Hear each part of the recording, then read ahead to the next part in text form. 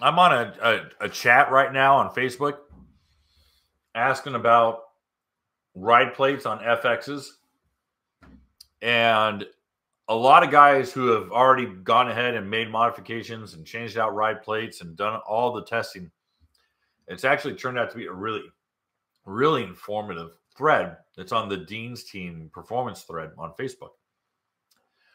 And I had mentioned, I said, listen, everyone I've ever talked to says that the Riva plate cut by Jim is just silver bullet.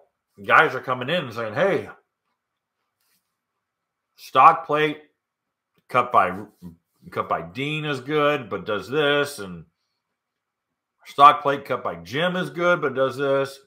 Riva plate cut by Jim is great. A Riva plate cut by Dean is okay.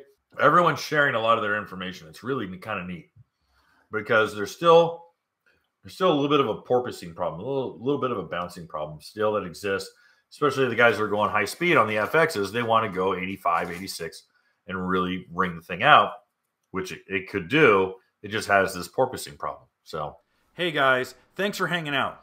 This clip was taken from our weekly podcast that we record here every Sunday night at 8 p.m. Eastern Standard Time. If you want to watch the whole video, you can go to the Watercraft Journal's YouTube channel, go to playlists, and then click on live sessions. You're going to see it there. Otherwise, go ahead and leave a like, a comment, and definitely subscribe to the channel. It helps us grow. And again, thanks again for watching our videos, and we hope to see you soon.